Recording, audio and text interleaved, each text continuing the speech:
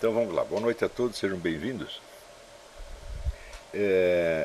Eu queria hoje aqui prolongar algumas coisinhas que eu coloquei umas notas do Facebook a respeito, sobretudo, do debate entre o William Lane Craig e o Christopher Hitchens. De modo geral, todos os debates sobre esse assunto, se Deus existe ou não, se existe vida após a morte, etc., todos eles hoje em dia eles vêm viciados pelo seguinte problema: existe um conceito de ciência e um conceito de religião, e toda a questão já é colocada em função da denominação e do conceito das disciplinas. Se você vai estudar um fenômeno qualquer e você já o define de acordo com as várias perspectivas que as várias disciplinas têm sobre ele, você não está tratando do objeto propriamente dito, mas apenas daqueles recortes abstrativos admitidos em cada disciplina. E aí você nunca vai chegar a coisa nenhuma. Ou seja, é necessário você primeiro, famoso apelo de Edmund Husserl, voltar às coisas mesmas. Então aqui você tem um objeto, um assunto, tá certo? E ele tem lá a sua estrutura própria, a sua dinâmica própria, já que nós não conhecemos ainda, e nós temos que pegá-lo tal e como ele se apresenta. E daí você pode dividi-lo, né, em vários aspectos que idealmente correspondem às disciplinas. Agora, você fazer o contrário não dá. Você pegar primeiro as disciplinas, já com seus recortes dados, e aplicar em cima do objeto, você nunca pega o objeto. Você só está pegando aspectos pré-definidos.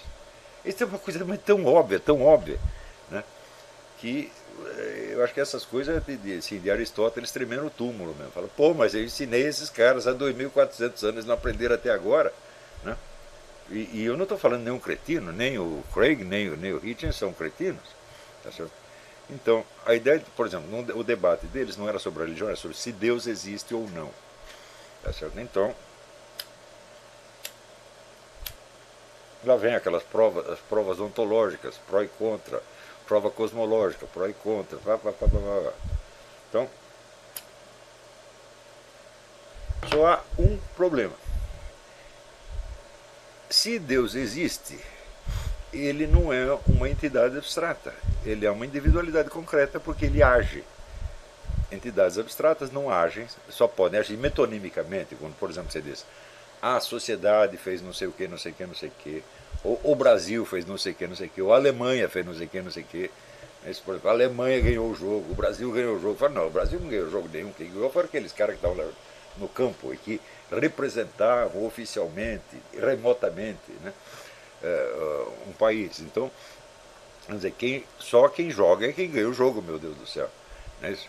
Então, um país, uma nacionalidade não pode entrar no campo.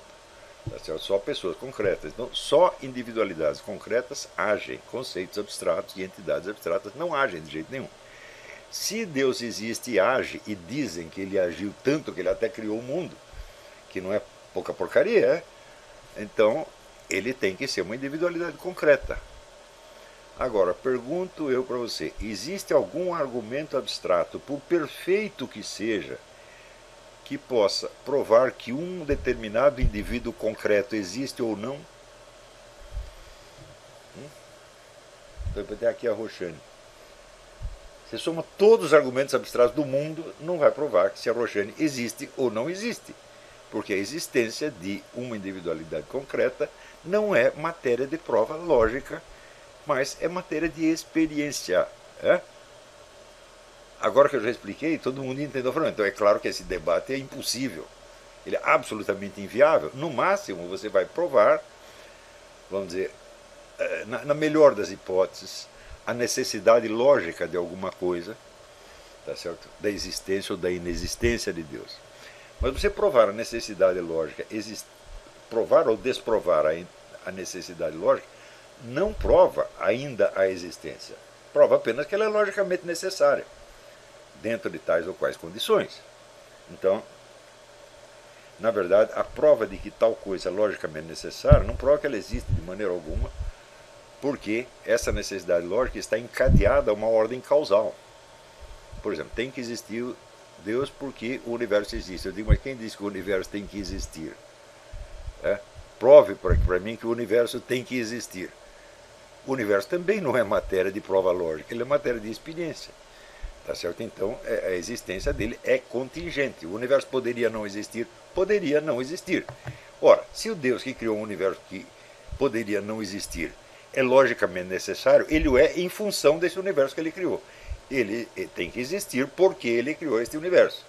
E ele sendo causa do universo, se o universo existe, ele tem que existir. Só que, e se o universo não existisse?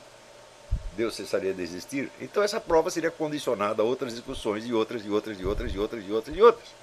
E isto nunca teria fim, como de fato não tem. Portanto, esse tipo de discussão é sempre estéril e deveria ser, vamos dizer, pessoas cultas deveriam perceber isso à primeira vista. Ou seja, o que falta não é você estudar lógica. Muita gente estuda lógica. Ninguém vai dizer que o William Lane Craig não estudou lógica. É o cara que mais conhece o assunto no mundo. O problema não é de conhecimento de lógica, é de uma espécie de instinto lógico. E do instinto lógico, eu chamo isso de instinto lógico, não só o instinto da coerência do raciocínio, mas da coesão do raciocínio com as coisas raciocinadas. Quer dizer, você raciocinar com coisas, com experiência viva de coisas e não somente com os seus conceitos abstratos. Os conceitos abstratos, eles correspondem às coisas da seguinte maneira. Ortega y Gasset comparava assim, a portaria de um teatro, ou de um salão de baile, onde você deixa o seu casaco lá na porta e recebe um bilhetinho, um ticket, né? Para depois você trocar pelo seu casaco na saída, tá certo? Mas você não pode sair se vestir no ticket, né? Você vai ter que trocar. Então o ticket ele corresponde a um negócio que não se parece nada com ele. Do mesmo modo, o conceito abstrato de uma coisa e o termo que designa esse conceito não se parece nada com a coisa conceituada. Você pega, por exemplo, sei lá, a palavra body, B-O-D-E. Em que isso se parece com um body? Absolutamente nada, tá certo? Ou seja, entre essa palavra e a coisa considerada, existe a intermediação de toda uma linguagem humana, de toda uma série de códigos, de toda uma série de operações mentais. É só aí que o body corresponde à palavra body. Não há uma correspondência direta. Portanto, você raciocinar só com os termos e conceitos, acreditando ingenuamente que eles se aplicam, que as conclusões do raciocínio se aplicam diretamente aos objetos considerados, a resposta é às vezes sim, às vezes não, porque pode haver, quer dizer, uma série de deslizes aí no meio. Foi por isso que Aristóteles, antes dele formular as regras da lógica, ele escreveu o livro De Interpretações, sobre a interpretação, que é um livro sobre a linguagem e sobre os significados, um livro de semântica, na verdade, hoje nós chamaríamos de semântica. Tá certo? Então você tem uma série de problemas semânticos, vamos dizer, entre o signo, o seu significado e o seu referente. Quer dizer, signo é um objeto material, um som, um grafismo, uma coisa qualquer que você usa para designar outra. Significado é a expressão verbal da intenção pensada. Tá certo? Mas tudo isso é nada se não tem um terceiro treco chamado referente, que é a coisa, o objeto considerado. Tá certo? Então, entre uma coisa e outra, pode-se introduzir uma série de problemas, de hiatos, de dificuldades e de ambiguidades. Tá certo? Então, ou nós nos acostumamos a raciocinar de tal modo que os nossos conceitos fiquem o mais próximo possível das coisas concretas designadas, ou nós ligamos no piloto automático, fazendo raciocínios lindos, quilométricos, só que quando chega na metade nós já não sabemos o que estamos falando. Por exemplo, se você botar um cálculo qualquer no computador, pode ser um cálculo longuíssimo, ele vai chegar a uma conclusão qualquer. Só que o computador sabe do que ele está falando? Ele não tem a menor ideia, né? Não é isso? Ele só tem as informações que você botou lá. Se eu estou fazendo um raciocínio sobre um body, eu só posso colocar lá o significado, ou seja, a expressão verbal do que eu entendo por body, mas eu não posso colocar um body lá dentro. Então, quanto mais se aprimora a ciência da lógica, ou a arte da lógica, e quanto mais se aprimora a linguagem de computador, etc., etc., mais difícil fica para as pessoas raciocinar com coisas. Porque a facilidade de raciocínio é a coisa mais enganosa do mundo. A gente fazia um raciocínio rápido, de bom, qualquer calculador prodígio idiota, se pergunta totalmente mentecapto, calculador prodígio, dá para ele uma conta quilométrica, ele diz é tanto. Não acontece isso? Né? E o garotinho lá, assim, totalmente retardado, que tocava barra, blá, blá, blá, blá, blá, né? Aí perguntar para ele, qual é a diferença entre você e os outros? Ele dizia, smart. Né? Quer dizer, o cara é idiota em tudo, exceto naquele ponto. Tá certo? Então, essa pessoa pode tocar barra, pode fazer cálculo, pode jogar xadrez, pode fazer uma série de operações formais. Agora, você dá um acontecimento concreto para ele, ele não entende. Porque falta a conexão de uma coisa com a outra. Então, o raciocínio ele é sempre uma coisa mecânica. Dadas as regras, o raciocínio prossegue, vamos dizer, inabalavelmente até a sua conclusão final. Né? Por uma via totalmente previsível e mecânica, é um algoritmo. Né? Ora, a facilidade de raciocinar é tanto maior quanto menos você para se lembrar das coisas que você, a respeito das quais você está falando. Quanto mais você gruda no puro automatismo, dos termos, conceitos, proposições e conexões lógicas, mais rápido você vai. Não é isso? E este é o grande problema da filosofia. Quer dizer, você não se afastar das coisas. Então, se nós estamos discutindo a existência de, sei lá, de elefantes, né? Eu digo, se você somasse todos os argumentos abstratos do mundo, você não provaria a existência de elefantes se você não tivesse a experiência de pelo menos um elefante. Do mesmo modo, agora vamos discutir um negócio chamado Deus. Eu digo, pior ainda. Porque esse Deus que você está falando, ou ele existe e age, quer dizer, ele age, ele fala, ele tem consciência, ele tem muito mais do que nós, ele sabe um montão de coisa, ele toma decisões, então é evidentemente que é uma individualidade concreta e não um conceito abstrato. Então, agora, como é que eu vou provar a existência de uma individualidade concreta qualquer mediante argumentos abstratos? Isto é totalmente impossível. Você vai ficar sempre no reino da probabilidade. Isso também eu estou explicando desde o início. A lógica não lida com fatos, não lida com realidades. Ela só lida com o possível e o impossível, e as várias gradações de probabilidade, né, que vão desde do razoável, do verossímil, até o impossível. A lógica só lida com isso. Então, você pode provar a necessidade da existência de Deus, ou a necessidade da inexistência dele. Mas com isso você ainda não provou a existência em si mesma. É só a sua necessidade lógica, a qual estará sempre condicionada à necessidade lógica de alguma outra coisa que, por sua vez, não está provada. Não está provada nem mesmo a necessidade lógica da minha existência. Eu existo, agora está provado, porque vocês já me viram. Tá certo? Mas a minha existência é contingente, eu poderia não existir, tanto que até antes do dia 29 de abril de 1947 eu não existia, eu não tinha comparecido neste mundo, eu só estava na barriga da minha mãe, e antes de ser gerado não estava nem lá. Não é isso? Então, todos nós somos assim. Então, se você pode provar a necessidade da existência de Deus, bom, essa necessidade estará condicionada até mesmo à sua existência. Então não adianta nada. Então, qual é o método de você saber se Deus existe ou não? Só existe um método. É o método experimental. Ora, se é um método experimental, isso cai exatamente dentro da esfera, do leque de questões que se denominam científicas. Portanto, isso não é um problema filosófico, nem metafísico, isso é um problema científico. Né?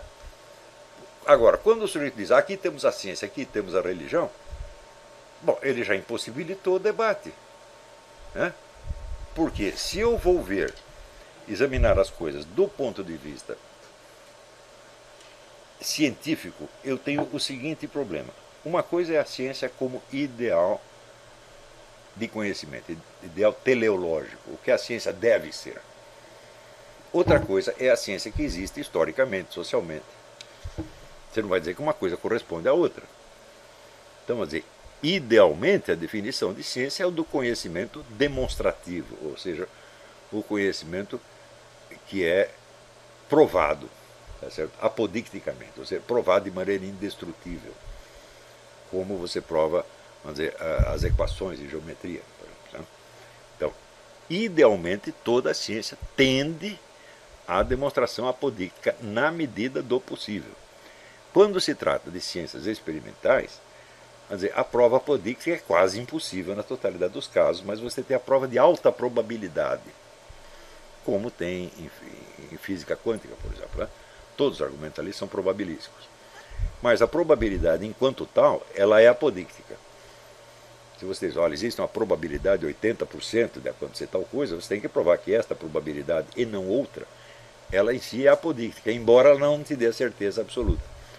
Ela em si tem que ser certa, embora ela não produza por si mesma a certeza. Né? Então, isto é o ideal de ciência, mas quem disse que na realidade as coisas são assim? Quem diz que isto é possível na prática? Né? Existe sempre aquele argumento, vamos dizer, que eu considero infalível, do Theodore Porter, que é um livro, A Crença nos Números, onde ele diz o seguinte: qualquer pesquisa científica depende de equipamentos. E esses equipamentos dependem de pessoas capazes de manipulá-los. E como é que eles aprenderam a manipulá-los? Tem que passar por um aprendizado onde a quase totalidade do que vai ser transmitido, do técnico mais experiente para o menos experiente, é não verbal. São gestos, olhares, entonações. Tal coisa você faz assim, assado. Quer dizer, existe todo um elemento subjetivo na transmissão da coisa. Sem isto não existe ciência nenhuma. Né? Portanto, o elemento de incerteza que você quis eliminar mediante o equipamento o multiplica, de certo modo. Pelo menos não o anula. Tá certo? Isto, eu estou excluindo a possibilidade do intuito desonesto, da trapaça, etc. Mesmo não havendo nada disso, mesmo tudo sendo trabalhado da melhor maneira possível, existe um coeficiente de incerteza que é absolutamente irremovível. No entanto, se a ciência dissesse, o exato é impossível, a exatidão é impossível, então vamos desistir. Então vamos aceitar todo o conhecimento frouxo, tá certo? Como Paul Feyerabend, no livro Contra o Método. Ele aceita tudo, retórica, poética, o diabo. Fala, bom, daí acabou, não sou de ciência. Não há mais diferença entre ciência e opinião. Então também não dá. Não dá para você desistir do conhecimento apodíctico, não dá nem para alcançá-lo. Portanto, o que é o conhecimento apodíctico? É um esforço permanente, né, do qual você vai se aproximando, como numa assíntota, que é uma curva que se aproxima de uma reta, mas nunca chega lá. Aproximando, aproximando indefinidamente. Então, a história da ciência é exatamente isso. A história da ciência, qualquer departamento da ciência que você investiga, ela é uma aproximação do conhecimento apodíctico, sem jamais poder alcançá-lo. Enquanto houver esse esforço empreendido seriamente, existe um treco chamado ciência. Né? Porém, se você denomina de ciência a ciência atualmente existente, e só aquela atualmente existente, e aquela que pode se desenvolver dela sem nenhuma alteração profunda, tá certo? Então você já excluiu o assunto Deus ali. Porque você já definiu Deus como uma criatura, um ser, né, absoluto, onipotente, onipresente, etc, etc. Aí fica difícil, meu filho, não vai dar. Né? Eterno, tá certo? Eu digo muito bem. Então, por outro lado, sobra a outra maneira de conhecimento, que seria a religião, com a fé. Então a fé é a certeza das coisas ainda não vistas. Mas, evidentemente, você só tem esse conhecimento das coisas ainda não vistas se você tem a fé. Se não tem a fé, não adianta. Então, você tornou a coisa... O debate é absolutamente impossível. Porque um não pode abarcar esse objeto e o outro não pode prová-lo, a não ser para quem tem a fé. Acabou o debate, acabou a discussão. Agora, esquece ciência e religião. Fala, não sei, não quero saber de ciência nem de religião. Me disseram que existe um ser chamado Deus. E eu quero saber se ele existe ou não. Então, por exemplo, para eu comprovar a existência de uma pessoa, por exemplo, está aqui a Roxane. Eu preciso saber tudo que a Roxane fez na vida e tudo que ela pode fazer? Não dá, né? Eu tenho que saber algumas coisas. No mínimo uma. Tá certo? Por exemplo, uma coisa, ela está sentada aqui na minha frente. Pronto, acabou, está provado que existe. Tá certo? Basta saber uma coisa. Então, para você saber se Deus existe ou não, você precisa pegar das várias características que o definem e o descrevem, algumas que possam ser comprovadas ou desprovadas por experiência, meu Deus do céu. Como você faz com qualquer outra coisa. Por exemplo, para você provar a existência de elefantes, você precisa conhecer todos os elefantes, precisa saber tudo que os elefantes fizeram desde o início do mundo. Não. Basta você ter algumas características. Ó, o elefante é um bicho assim, tem um marfim, tem uma tromba, tem isso, tem... Da hora que você vê, fala, é um elefante, portanto o elefante existe. Deus é a mesma coisa. Para estudar, por que para estudar Deus deveria ser diferente? Se eu estou dizendo que os outros dois métodos, o método da ciência atualmente existente e o método da religião, não funcionam para provar isso aí. Né? Então, nós temos que pegar dos vários atributos divinos alguns que sejam acessíveis ao conhecimento experimental. Estão entendendo? Muito bem. Acontece que antes de existir, vamos dizer, a noção atual do Deus cristão, houve outras noções de Deus espalhadas pelo mundo. Existe uma série infindável de politeísmos. Tá certo? E esses politeísmos destacavam na entidade que eles denominavam Deus algumas características que eram diferentes de Deus para Deus. Tá certo? Então, uns deuses tinham umas capacidades, outros deuses tinham outras capacidades. Bom, essas capacidades são acessíveis ao conhecimento experimental. Agora, vamos supor, provar que Deus criou o mundo? Não dá. Porque tudo que eu sei sobre a origem do mundo são conjecturas hipotéticas, né, que remontam a bilhões de anos, que eu só posso conhecer muito indiretamente. Isso pode ser objeto de conhecimento experimental? Não. Então, ou que Deus é eterno, eu posso provar isso experimentalmente? Não, nem provar, nem desprovar. Mas há algumas coisas que Deus faz que são acessíveis ao conhecimento experimental. Então, se houvesse real seriedade nesses debates, eles se concentrariam nestes pontos. Portanto, basta você provar que Deus fez alguma coisa que requer um poder sobre-humano, e está provado que ele existe. Agora, se para provar que ele existe você tem que provar que ele criou o mundo, falou, aí complicou, meu filho. É mais fácil provar se ele existe ou não do que provar se ele criou o mundo. Por exemplo, os greco-romanos acreditavam na existência de Júpiter, de Marte, etc, etc. E nenhum deles tinha criado o mundo. O Deus que tinha criado o mundo já tinha morrido. Né? Era o Deus celeste, Urano. Urano já tinha sido, né, assassinado por Saturno, que foi assassinado por seu filho. Olha, é uma história edificante. É? Tá certo? Então, o Deus criador do mundo já não existia mais. E o mundo continuava existindo, regido por outros deuses, que eram seus netos, bisnetos, etc, etc, suas amantes. Né? Eu digo, bom, você pode achar tudo isso muito primitivo, mas o fato é que o enfoque politeísta facilita a investigação das coisas. É? E digo, se você não compreendeu nem mesmo a noção politeísta de Deus, você nunca vai compreender a monoteísta, porque ela é muito mais abstrata. Tanto que São Paulo apóstolo, quando chega lá em Roma, ele fala, vocês falam aqui desse Deus, daquele, tá, as estátuas dele, mas eu vim falar do Deus desconhecido. Não é isso que ele disse? Então, por que ele usa esta imagem? Ele fala dos deuses que eles conhecem para falar do Deus desconhecido. Ele está seguindo o procedimento científico usual que vai do conhecido para o desconhecido e não ao contrário. Não é isso? Agora, se para provar que Deus existe tem que provar que ele criou o mundo, você está invertendo as coisas. A existência e a ação de Deus no mundo são muito mais fáceis de você investigar do que a criação do mundo. Não é isso? Então, muito bem. Primeiro você tem que provar a existência de algum Deus. Não é isso? Que faz alguma coisa que está definida como divina.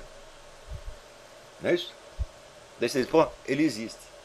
Agora, se ele criou o mundo ou não, é outro problema. Se ele é eterno ou não, é outro problema. Então, o preceito mais óbvio do método científico é você subdividir os problemas em suas partes constitutivas e ir do mais fácil para o mais difícil, do conhecido para o desconhecido. Por que os debates sobre a existência de Deus querem resolver logo o mais difícil primeiro?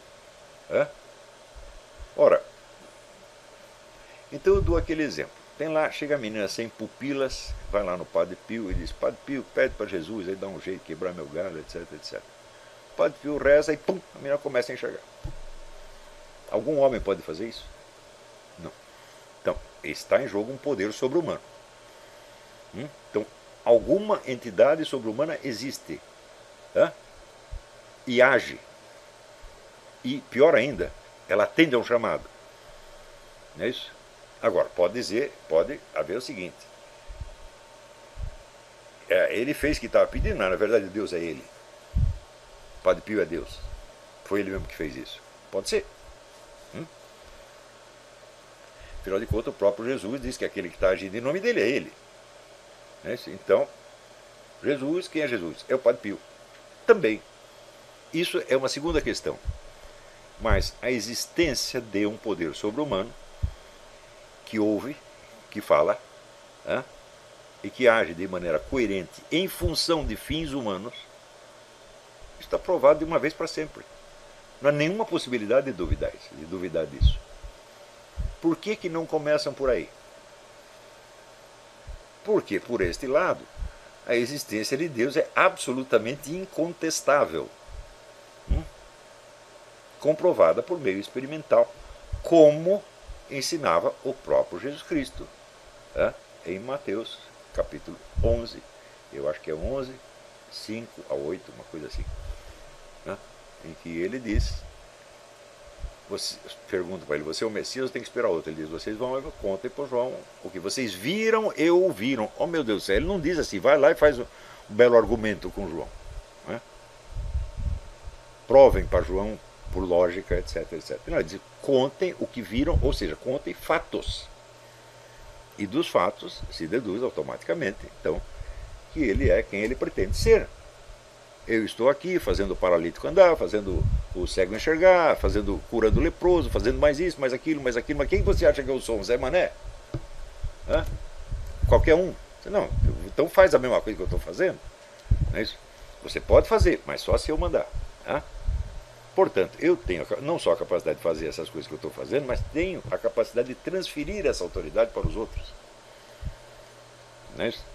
Eu aplaco as tempestades, mando parar, a tempestade para. Então, quem você acha que eu sou?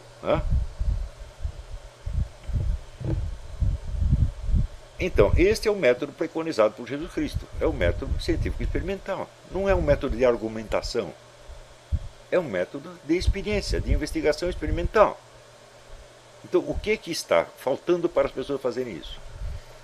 Está faltando o seguinte: primeiro, elas entenderem que é impossível você provar a existência do Deus cristão, tal como definido na doutrina das igrejas católica e protestante, sem você ter provado antes a existência de algum Deus. O que é uma coisa que a mim me parece um preceito óbvio. Quer dizer, por que eu tenho que provar logo a existência daquele Deus que, na verdade, na história da consciência humana foi o último a aparecer? Existe uma versão mítica que diz que em tempos imemoriais existia um monoteísmo originário que depois se fragmentou em mil politeísmos. Mas isso é mítico, não tem a menor prova na história de que seja assim. Quanto mais você remonta nos tempos, mais você encontra politeísmos e outros politeísmos e outros e outros e outros e outros e outros. Portanto, vamos dizer assim, é mais natural no ser humano ele acreditar em deuses do que acreditar num Deus supremo. É mais fácil, por assim dizer. E é mais fácil por quê? Por causa disso que eu estou dizendo. É mais fácil você provar que um Deus fez alguma coisa, do que provar que um Deus fez tudo. Estou enganado? Então, se você pegar várias características divinas, o que se chama de Deus? Ser assim, assim, assim, assim. Bom, tem várias características que não são acessíveis a estudo experimental, mas tem algumas que são. E é esta que nós temos que estudar. Não é isto? O caso daquela famosa igreja no Novo México. As freiras estavam lá, tinham um altar e em cima tinha o coro. E ela precisava de uma escada que levasse de uma coisa para outra, só que era difícil fazer aquela escada porque tinha pouco espaço. Então elas rezaram para São José, que por uma coincidência era carpinteiro, marceneiro. E daí apareceu um homem lá e disse: eu faço essa escada. E ele fez uma escada sem um prego, só uma escada em espiral, que pela lei da gravidade não podia ficar de pé nem um segundo. E ela está de pé há mais de 100 anos. Sem um único prego, com uma madeira que não existe no México. E o pessoal está lá subindo e descendo por essa escada até hoje. Então, bom, algum ser humano, por algum método conhecido ou concebível, é capaz de fazer essa escada? Não. Alguém fez. Né? Então, esse alguém tem algo divino, algo sobre-humano. Para você provar que alguém é divino, basta provar que é sobre-humano, não precisa provar mais nada. Não precisa provar que fez o mundo. Né? Não precisa provar que ele é eterno, não precisa nem provar que ele é bom. Não é isso? Vamos por partes. Como toda e qualquer ciência. Alguma ciência prova todas as suas afirmações, todas de uma vez, desde o início? Não. Por que a ciência do divino deveria ter que fazer isso? Ou seja, você exige o impossível, o outro não realiza o impossível, você diz, tá vendo, perdeu. Quer dizer, isso é totalmente inconcebível, e isso só mostra o seguinte, que a cultura espiritual se perdeu no Ocidente há muito tempo. Desde o século XVI, pelo menos, se perdeu. E as pessoas que opinam sobre o assunto, é simples, jamais examinaram o assunto. Eles examinaram o que as disciplinas estabelecidas dizem sobre o assunto. A teologia diz isso, a física diz aquilo, a história diz aquilo outro, mas tudo isso são perspectivas humanas. Cadê o objeto do qual você está falando? Nenhum objeto concreto, nenhum ser individual concreto é acessível a nenhuma ciência. Isto é importante, a ciência só pode estudar aspectos. Não é isso? E a nossa, essa que eu estou falando, também não estuda o ser concreto, estuda um aspecto. Teria, o que nós podemos dizer, a ação sobre-humana. Não é isso? Então, neste caso, você vai ver que todos os milagres comprovados experimentalmente, eles são, por sua vez, a prova da existência de uma intervenção divina. Deve ser, mas pode ser milagre do diabo. Eu falo, tá bom, até admito. Então isso que você está chamando de diabo, ele tem uma força sobre-humana. Você provou pelo menos a existência do diabo, e daí cai naquele negócio do Norman Mailer. Proponho que se aceite a existência do diabo como hipótese científica. Então, se o diabo é capaz de fazer uma menina sem pupilas ver, então ele tem uma capacidade sobre-humana.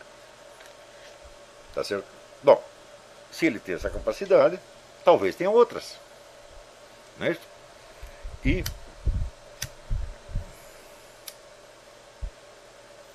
é só a partir daí que se pode dar a esse estudo uma estrutura realmente científica.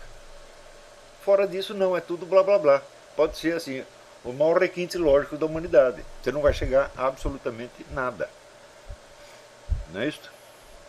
Então, você pega essas pesquisas do Dr. Ricardo Castanhon, que pega lá uma hóstia que caiu no chão, o padre pôs dentro da água, a água ficou vermelha. Ele levou para examinar nos laboratórios e deu o seguinte: primeiro, que aquilo era sangue. Segundo, o sangue estava vivo, as células estavam vivas. Terceira, essas células mostravam, vamos dizer, um sofrimento cardíaco monstruoso. E o homem do laboratório disse: bom, mas o seu paciente, doutor, ele não disse que era da hóstia, ele disse que era de um paciente. O paciente sofreu horrivelmente, foi torturado, uma coisa assim. Eu falei, bom, qual é a possibilidade desta sequência de acontecimentos suceder por coincidência? Qual é a probabilidade estatística disso? É quase zero, é infinitesimal. Portanto, algo de sobre-humano interveio ali. É muito simples, e é por aí, por esse tipo de estudos que nós vamos chegar a algo. Entendeu? Mas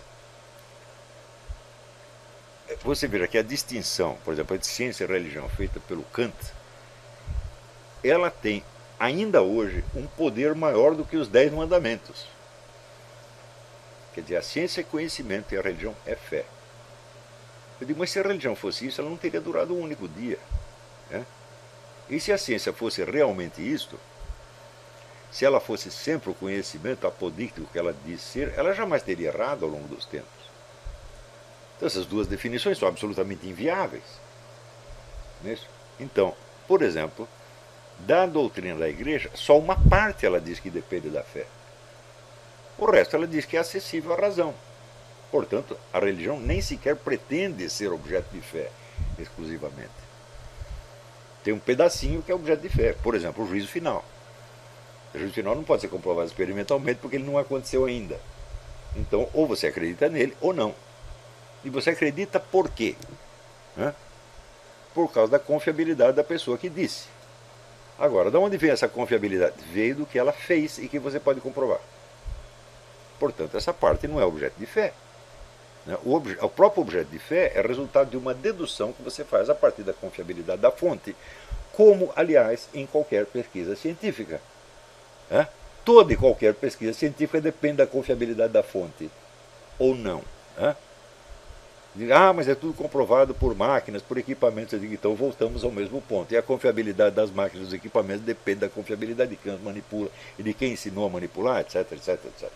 Então, o requisito de confiabilidade que está presente na religião é exatamente o mesmo que está presente em qualquer ciência. A não ser ciências puramente formais. Lógica e matemática. Que não dizem respeito a nada, só formas. Né? Então, todo e qualquer conhecimento que verse sobre alguma coisa, ele em última análise dependerá da confiabilidade da fonte. Agora, me diga o seguinte, por que cientistas que ganham bilhões inventando, por exemplo, vacinas, como esse o Max Gallo, que inventou a doença para depois inventar a vacina, né? Por que eu devo confiar mais nesse cara do que em fulanos que passaram a vida em altos sacrifícios medonhos, tipo São Francisco de Assis? Né? Por quê? Na prática, na vida prática, ninguém faz essa aposta. Quer dizer, eu confio mais no sujeito que está ganhando bilhões com a pretensa ciência dele, do que no outro que aposta a sua própria vida naquilo que ele está falando. Na escala de confiabilidade, todo mundo sabe que o indivíduo mais sério é o mais confiável. Então, quer dizer, o critério da confiabilidade científica hoje em dia é totalmente fetichista. E pior, como eles falam que a ciência é uma atividade que está sempre se corrigindo a si mesma, tá certo? Então os erros que ela faz hoje não têm importância, porque eles serão corrigidos no futuro. Só que não foram ainda. Do mesmo modo que, quando você arrisca uma explicação ou biológica, ou física, ou astronômica para qualquer fato, esta hipótese já é tomada como prova, presente, realizada, quer dizer, uma mera hipótese. Eu digo, você chama isso de ciência, isso é charlatanismo, obviamente. Então, ou seja, no mundo inteiro praticamente ninguém está discutindo esta coisa a sério. O único neguinho que eu vi discutir a sério é o Ricardo Castanhon. E essa senhora Ellen de Cruz, que fala da filosofia experimental da religião. Então, em função disso, você tem, vamos dizer, inúmeras subdiscussões que complicam a coisa mais ainda. Né? Por exemplo, quando Christopher Hitchens diz assim, é um absurdo você imaginar que Deus está fiscalizando as pessoas mais insignificantes para ver se elas cometeram pecados. Né? O menino se trancou no banheiro e vai Deus lá para ver o que ele está fazendo lá dentro. Ele está com a revista Playboy, não é isso? Dito assim, fica realmente cômico, e é cômico. Hein? Só que tem o seguinte, quando você diz que tal ou qual coisa é um pecado, o que você quer dizer? Que ela é feia, que ela é imoral, que ela fere a sensibilidade dos outros? Não, você quer dizer que ela tem, na religião, quer dizer que ela tem uma repercussão na vida eterna do cara. Isso quer dizer que, se uma coisa é pecado ou não, só pode ser julgado em função da vida eterna. Amputada a vida eterna. O pecado não faz sentido nenhum. Não é isso? Isso quer dizer que se eu não sou capaz de conceber uma coisa chamada vida eterna, eu não posso entender porque que tal coisa é pecado. Deus não disse, não faça tal coisa porque é feio. Não faça tal coisa porque vai pegar mal. Não faça tal coisa porque é vexame. Ele nunca disse isso. Na verdade, a vida do nosso Senhor Jesus Cristo foi uma sucessão de vexames. Ou não? Então, ele não andava com as prostitutas, não andava com os criminosos, não andava com tudo perrapado, mendigo. Ele mesmo, o simples fato de a pessoa dele fala, não, mas esse aí não é o filho do Zé, que era carpinteiro. É só aquele cara lá, não é mais nada. Entendeu? Então, é uma sucessão de vexames. E no fim da vida ainda é submetido a vexames piores ainda. Como a coroa de espinhos. O que é a coroa de espinhos? É a caricatura satânica de uma coroa de rei. Quer dizer, o cara está lá todo ferrado, machucado, acabou de apanhar que nem um desgraçado, ainda metem uma coroa de espinho na cabeça dele, e até as crianças vão lá zombar dele. Então, é uma sucessão de vexames, meu Deus do céu. Então, Deus não falou para você não fazer certas coisas que são vexaminosas. Ele disse, não, você não pode fazer certas coisas porque eu quero botar você aqui numa outra forma de existência onde você estará protegido contra a corrupção, decadência e morte que são inevitáveis e inerentes à sua vida biológica. E é em função disso que eu estou lhe pedindo que você não faça certas coisas. Só por causa disso. Então, bom, eu não pretendo aqui justificar a noção de pecado, mas eu só estou dizendo isso. Esta noção não pode ser sequer compreendida fora da noção de vida eterna. Ora, se você não sabe se existe vida eterna ou não, como é que você vai saber por que o pecado é pecado? É impossível. É um preceito metodológico. Óbvio, uma questão tem que ser resolvida antes da outra. Ou seja, ou existe a alma imortal, ou a questão do pecado não faz o menor sentido. Não é isso? E você caricaturar a noção do pecado, ou você se escandalizar com o outro que está caricaturando, tudo isso aí, o que é? Isso é paroquialismo, né? É uma forma de provincianismo. Não é uma discussão séria. Então, eu creio que a questão da vida após a morte pode ser colocada em termos científicos. Então, eu acho que se você provar que alguém está vivo por 5 minutos depois da sua morte biológica, você provou que existe uma vida para lá. Você não provou tudo. Prova que essa vida é eterna. Não dá para provar que é eterna. Mas dá para provar que ela é imortal. Ou seja, que ela não corresponde à morte física. Não é isso? Ora, em geral, a imaginação humana ela é muito limitada aos fins práticos com que você a usa. Por exemplo, está aqui o homem, ele vê uma mulher linda, você pega a forma do corpo dela, fica babando, etc, etc. Agora, tá bom, agora você imagina essa mulher morta com o corpo em decomposição.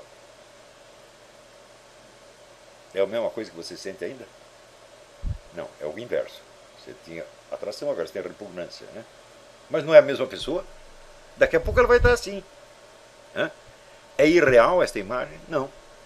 A primeira é real, a segunda também é real, só que não atual. Será daqui a pouco. Agora, depois que ela estiver morta, inverteu. É o corpo em decomposição que é real presente e a beleza que só existe na memória. É assim? Portanto, as duas são reais, uma é atual, a outra é virtual. O real está presente nos dois casos. Uma é real agora, outra daqui a pouco. Depois inverteu. Uma é real agora, outra é real antigamente. Não é isso? Muito bem. Agora, apaguemos o cadáver em decomposição e voltemos à mulher bonita. Você olhou para ela, e o que é exatamente bonito nela?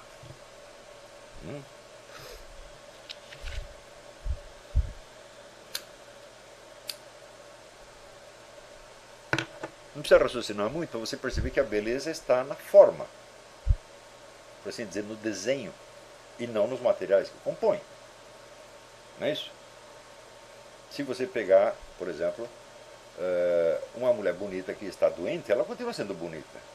Ela está fraca, tem olheiras, não é isso? E se você pega uma mocreia, não adianta, ela está estourando de saúde, que vai ser uma mocreia. Você pega a Jandira Fegali, põe ela num spa, dá umas injeções de vitamina, de hormônio, de proteínas, não adiantou nada. Não é assim? Agora você pega aí a Kim Kardashian e diz assim, não, ela ficou sem comer há uns tempos, pegou aí uma tuberculose, ela está lá deitada na cama, mas ela ainda é bonita. Portanto, a beleza está na forma, e não na matéria. Não é isso? Por exemplo, muita gente, mulher vem se preocupando com a pele. A Roxane aqui, quando aparece uma espinha, a cara dela, bom, é uma hecatombe, é uma catástrofe universal. Não é isso? Vocês estão ficando feia. Não, o que você prefere? Uma mulher bonita com espinha ou uma mocreia com a pele saudável? A qualidade da sua pele não tem nada a ver com a sua beleza, absolutamente, mesmo porque a pele, as células continuam caindo e trocando o tempo todo, meu Deus do céu. O ano passado eram outras, agora são essas. Portanto, a beleza está na forma. A forma, ela é acessível aos sentidos só parcialmente. A forma não é apreendida sem a a interferência da inteligência. Então, a inteligência abstrai da presença concreta daquele ser a sua forma. E pensa a sua forma separada da matéria. Se não fosse separada da matéria, meu filho, você só acharia a mulher bonita quando ela está presente fisicamente. Quando você lembra dela, a beleza teria ido pro brejo. Mas aí, faz 3 meses que eu não vejo a fulaninha lá, como era linda. Não é assim? Então, a forma você conservou. A matéria não está presente. E se ela morrer? Bom, na sua mente não continua sendo bonita? Eu tenho essa sorte que nenhuma amiga minha bonita morreu até hoje, graças a Deus. Né? Ah não, mentira. Tem a mulher de um amigo meu, uma japonesinha linda, ela morreu. Um caso. Mas eu ainda me lembro dela como ela era bonita. Então,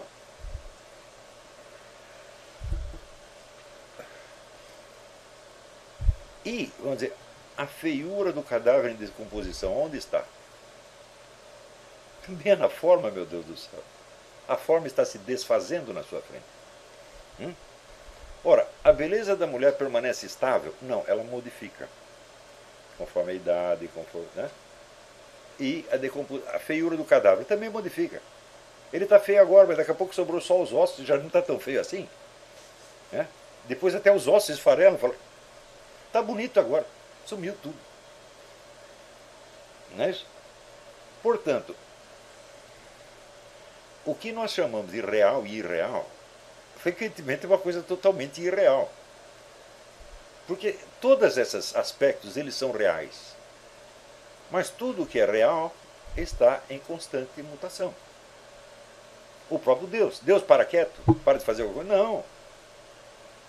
Ele age o tempo todo. Portanto, dá para você contar a história de Deus? Só não dá. Não é isso? Ele faz tantas coisas que não dá para você contar. Está escrito na própria Bíblia. O próprio Jesus na terra fez tantas coisas que não dá para contar. Então ele também estava mudando. Agora ele está lá curando o leproso, daqui a pouco ele está lá ressuscitando o Lázaro, depois ele está lá crucificado e assim por diante. Então é muito difícil você pensar as coisas em mutação. Então o ser humano ele usa o processo abstrativo para ele fazer o quê? Para ele estabilizar certas imagens na mente dele. Né? E para dar a essas imagens uma fixidez igual à das figuras geométricas. Um triângulo é eternamente um triângulo, ele tem sempre as propriedades do triângulo. Você pode até deduzi-las, a trigonometria de Euclides está lá. Não é isso? Então, geometrizar, ou seja, estabilizar em formas estáticas o que está, na verdade, em mudança, é uma tendência natural do ser humano e nós temos que fazer isso, porque senão não conseguiríamos pensar. Conseguimos, evidentemente, lembrar. Tá certo? Mas essa lembrança também estaria em fluxo permanente. Então nós precisamos deter esse fluxo para obter algum controle intelectual sobre o curso das coisas.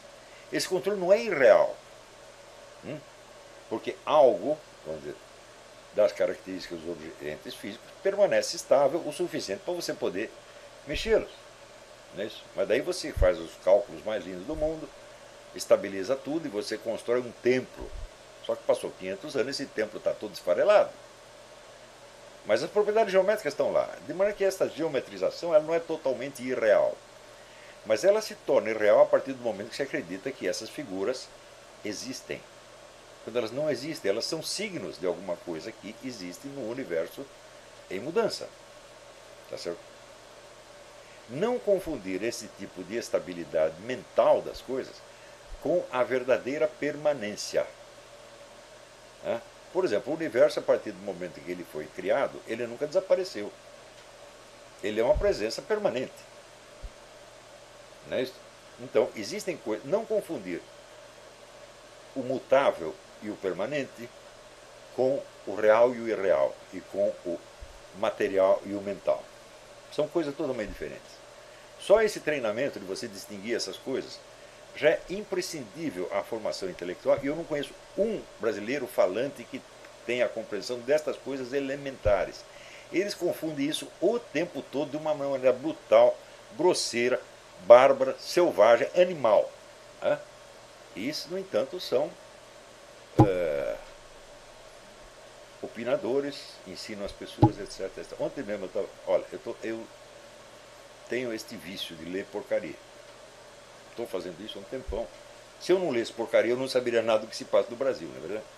Então eu tenho que acompanhar a produção intelectual dos universitários brasileiros e outras figuras esdrúxulas. Agora mesmo eu estava lendo o livro do Paulo Moreira Leite, famoso Paulo Moreira, sobre o Lava Jato, que ele disse que é um atentado contra a democracia. Eu vou ter que ler, meu Deus do céu. Né? Eu não estava lendo o livro da Márcia Tiburi, né? Que eu chamo de Márcia Kibura, né? Sobre o fascismo. Então ela diz o seguinte: a primeira característica do fascismo é que o fascismo nega a existência do outro. O outro para ele só existe ou como instrumento ou como inimigo, tá certo? Mas o outro não tem uma estrutura ontológica própria. Ele diz, bom, tem pessoas que realmente fazem isso, mas quem disse que isso é a característica do fascismo? Eu, lendo os teóricos do fascismo e estudando a história do fascismo, né, eu vi, por exemplo, você não vai dizer que o Hitler gostava um pouco dos judeus. Né? Acho que ninguém os odiou mais do que ele. Mas ele nunca negou que eles existissem e que tivessem uma consistência ontológica própria. Ao contrário, ele às vezes sentia que os judeus tinham uma consistência ontológica mais forte do que dos próprios alemães. Né? Tanto que eles, segundo ele, estavam dominando os alemães. Como é que quem não tem consistência ontológica própria? Quem é um nada, como é que pode dominar aquele que é alguma coisa? Daí eu procuro lá no Giovanni Gentili, todos os teóricos do fascismo, teóricos e práticos do fascismo. Eu não encontro isso em parte alguma, não sei de onde ela tirou isso aí. Agora, de fato é muito feio você negar a existência do outro, fazer de conta que o outro é apenas um pensamento seu, uma abstração que você inventou e que não tem, né, a consistência ontológica de uma individualidade autônoma, própria, com vontade própria, decisão própria, sentimentos próprios, etc. É muito feio você fazer isso. Agora, quem faz isso sistematicamente? Os marxistas. Fazem o tempo todo e com um radicalismo que você não consegue imaginar. Eu digo, olha, os fascistas você pode pensar o que quiser deles. São os assassinos, são criminosos, mas isso aí eles nunca fizeram. Né? Para que eu vou matar um sujeito se eu nego que ele existe? Pensa bem. Agora. Na pós-modernidade, toda marxista, que temos a dissolução do sujeito. Sim, bom, agora os caras negam até que eles mesmos existem, né? Mas esse já é outro tema. Mas você veja, eu peguei aqui um livro, seu Gessé Souza, A Tolice da Inteligência Brasileira. Né? Esse livro, assim, é que nem o livro do Martim, feito para provar que todo mundo é burro. Tá certo? Eu nunca disse que todo mundo é burro. Eu disse aquilo que você precisa saber para não ser um idiota. Né? Mas isso não quer dizer que todo mundo ignora aquilo que eu estou ensinando ali. Mas o cara já pega a inteligência brasileira e, em primeiro lugar, ele diz coisas maravilhosas. Diz que a inteligência brasileira, a intelectualidade brasileira é maciçamente conservadora, empenhada na defesa do capital privado. Eu digo, bom, eu vi uns caras defender o capital privado, eu vi durante anos, eu acompanhava lá no Fórum da Liberdade, no Rio Grande do Sul, aqueles liberais que vinham daqui, outro ali, e lá no Rio Grande do Sul eles se reuniam, dava a impressão que eles até existiam.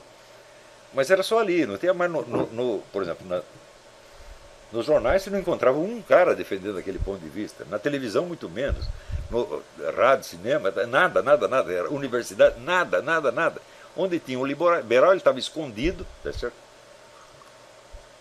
E ficou assim durante anos. Agora, de onde esse sujeito tirou isso? Eu não sei. Né?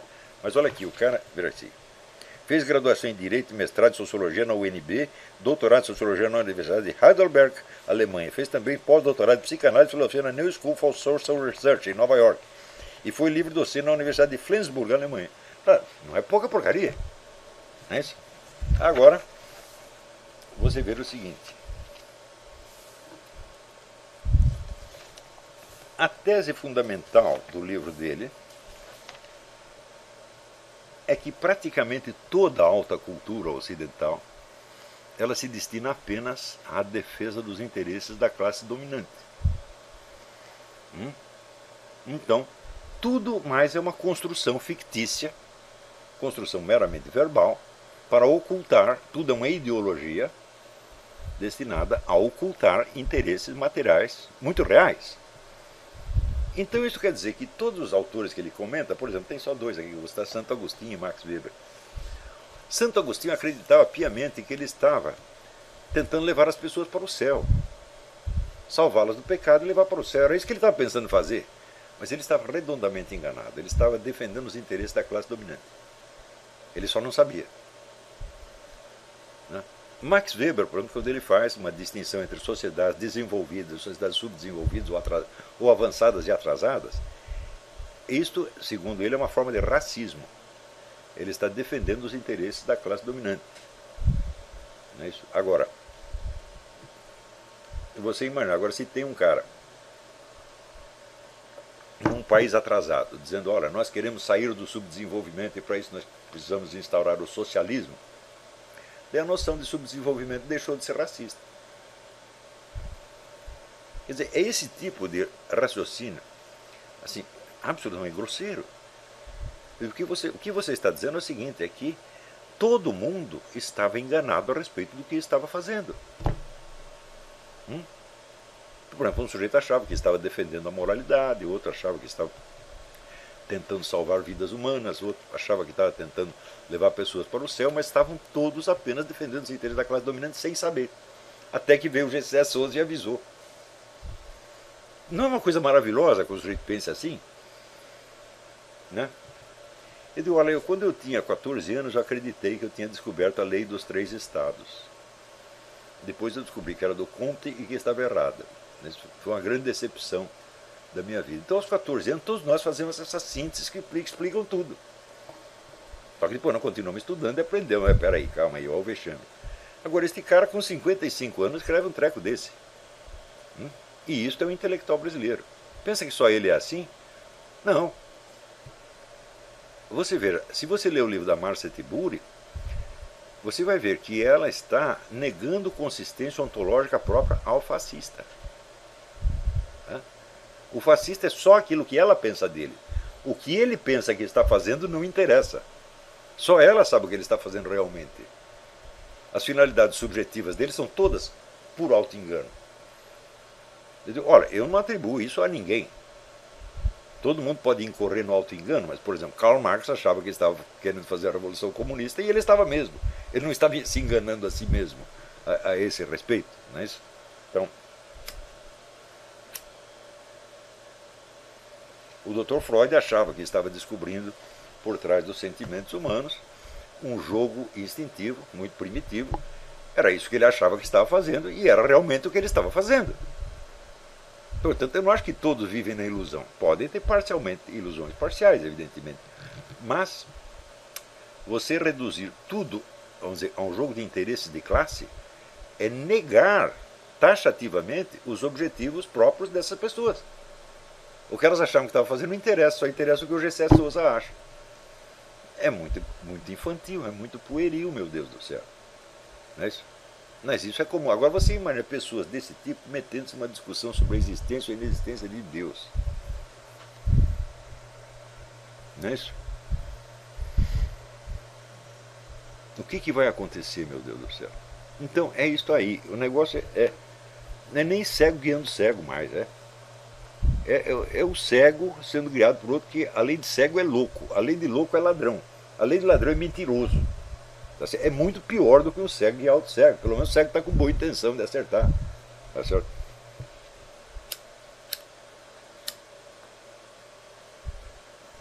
Então, isto é o debate nacional. Isso não tem nada a ver com esquerda e direita. Eu dei esse exemplo do esquerdista, mas você não pensa que a turma liberal, conservadora, está melhor do que isso. Ou seja, o que nós precisamos no Brasil é criar realmente uma alta cultura a partir da experiência real. E para isso, às vezes, você tem que refazer todo o quadro das disciplinas existentes. Como dizia o Husserl, você tem que ter a ontologia geral, em cima você tem as ontologias regionais, e daí você tem a divisão das disciplinas. Agora, você inverter tudo, primeiro tem a divisão das disciplinas. E daí você tem os vários objetos correspondentes às várias áreas, e daí com esses vários pedaços nós vamos compor um objeto concreto. É impossível, não dá para fazer isso.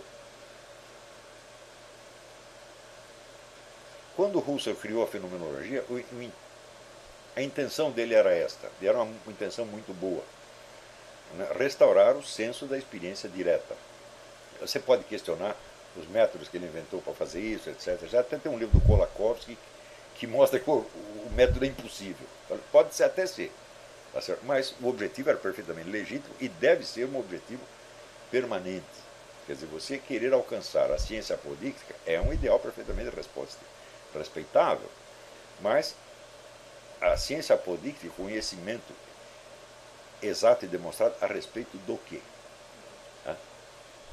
Então aí é outra obrigação, a respeito da realidade. Portanto, nós temos que buscar a verdade na realidade e não a verdade em si mesma. Porque não existe verdade em si mesma. A verdade em si mesma é apenas uma fórmula abstrata, a qual, se não se verificar na realidade das coisas, é uma verdade que não diz respeito a nada. Tá certo? Então, é por isso que às vezes o pessoal tem um amigo, um grande amigo meu, que vive cobrando, fala, não, você precisa escrever um livro doutrinal. Eu falei, mas eu nunca vou escrever um livro doutrinal na minha vida. Eu não me interesso por doutrinas, eu me interesso por coisas, pessoas e fatos. E é aí que você vai testar a capacidade filosófica do cara. Tá? Porque a finalidade da filosofia é justamente, entre outras, corrigir as ciências nesse seu abstratismo. A filosofia não é uma atividade que tenha um objeto em especial, tem um objeto que se apresente para ela no momento, tá certo? E ela também não é uma ciência do geral, que daí seria outra abstração, mas ela é uma atividade de correção permanente, de reintegração permanente do conhecimento com a experiência, da experiência, vamos dizer, científica com a experiência pessoal real e assim por diante. É isso que é a filosofia, no meu entender, é isso que eu estou fazendo, e isso, na verdade, me impede de fazer um livro doutrinal. Eu só posso fazer um livro sobre coisas concretas. Não é isso? Claro que do exame de uma coisa concreta você pode chegar até a certas verdades universais. Não é isso? Mas você vai subindo, chega um ponto que você tem que parar. Não é isso? Como no caso do Jardim das Aflições, em que eu parti do acontecimento irrisório, palestra de um cara que ninguém mais lembra quem é. Não é isso? E quem vai ler o Zé Américo Mota Peçanha hoje? Mas ninguém, só eu que sou um santo. Você entendeu? Então eu prestei atenção atenção de verdade naquele cara. Eu li até o livro da Marlene Chauí, meu Deus do céu. Li inteirinho a moldura do real. Eu li até em provas. O Zé Mário tinha uma prova, eu li antes de sair. Né? Ninguém mais fez isso. Tinha muito cara que dizia, não tenho capacidade de julgar o livro, mas o livro, ó. Então, se eu pude ler aquele catatal de 900 páginas da Marlene Chauí, por que eu não ia prestar atenção ao que o Zé Américo Mota Peçanha está falando durante uma hora? Né? Só que todo mundo já esqueceu o Zé Américo Mota Peçanha, como vai esquecer todo mundo? Você imagina onde estará esse Gessé Souza, né, na posteridade? Onde estará a Márcia Tibura? Vai sumir todo mundo. Isso tudo é feito só para aproveitar certos momentos. Né? Então, toda a cultura só se revigora mediante um choque de realidade. Então, não é você diretamente criar grandes obras, não é assim. Né? Se você pegar a história, por exemplo, da Universidade Europeia, você vê que 200 anos antes dela existir, existiam as chamadas escolas monacais e catedrais, que não visavam a produzir, vou dizer, grandes obras, mas grandes pessoas. Então, caprichavam na formação pessoal, moral, intelectual, etc, etc, etc. E por isso mesmo, aquilo era chamado a inveja dos anjos. Eles que eram pessoas assim, tão notáveis, né, de qualidade humana, de bondade, honestidade, seriedade, tá? Que até os anjos ficavam com inveja. Isso foi durante 200 anos. Quando começa a produção intelectual das universidades, ela é o resultado último disso aí. Né? E quando as escolas catedrais monacais já estavam entrando em decadência, então tudo aquilo que tinha sido criado em termos de humanidade real começa a se condensar em obras, que é o quê? A humanidade congelada. Né? É como a questão da figura geométrica que eu estou falando. Você imagina o que era a vida interior de Santo Tomás de Aquino? Era uma ideia atrás da outra, uma percepção atrás da outra, não parava. Não é isso? É irreprodutível. Você precisaria ser outro Santo Tomás de Aquino. Não dá para fazer. Mas ele pegou uma parte e o que ele fez? Congelou, deu uma forma geométrica que ainda é acessível a nós. Mas que é como, vamos dizer, comida desidratada, você precisa botar água lá de novo para ela poder se mexer novamente. Né? Então, essa atividade de você reviver, vamos dizer, a vida interior a partir dos seus produtos consolidados é outro elemento importantíssimo do estudo da filosofia. Ou seja, não é questão de você ler e aprender, não, é questão de você revivenciar aquilo. Né? Então, durante algum tempo, você vai ser Santo Tomás de Aquino, você vai ser até o próprio Karl Marx. Não é isso? E isto é a verdadeira aquisição da cultura filosófica é através desses sucessivos papéis intelectuais que você vai representando perante você mesmo. E é isso que vai dar para você a flexibilidade, tá certo? De você poder examinar a questão pelos seus vários lados. Não é isso? Ora, todos nós temos vários lados. Nós começamos com um. Eu, por exemplo, eu não me lembro de, ao longo de toda a minha vida, ter tido alguma ideia sobre qualquer coisa que o diabo já não aparecesse imediatamente para me dizer que não. Que era o contrário. Todas. Eu olho e falo, isso aqui é um quadrado. Eles, não, é um triângulo. No começo eu ficava desesperado por isso. E muitas pessoas, elas chegam à paralisia por causa disso. Elas não conseguem pensar nada com certeza, porque sempre vem a voz do capeta e diz o contrário. Não é isso? E essa voz do capeta é inteiramente maligna? Não, às vezes não. Porque ela pode estar te chamando a atenção para algum aspecto que é perfeitamente real e que faz parte daquele objeto também. Então, eu estou dizendo que é a voz do capeta, mas nem sempre é o capeta. Não é isso? Então, este choque, vamos dizer, da incerteza, na quase totalidade das pessoas, ela leva a uma paralisia da inteligência. E o indivíduo desiste de ter uma certeza pessoal e ou ele vive na incerteza total, né?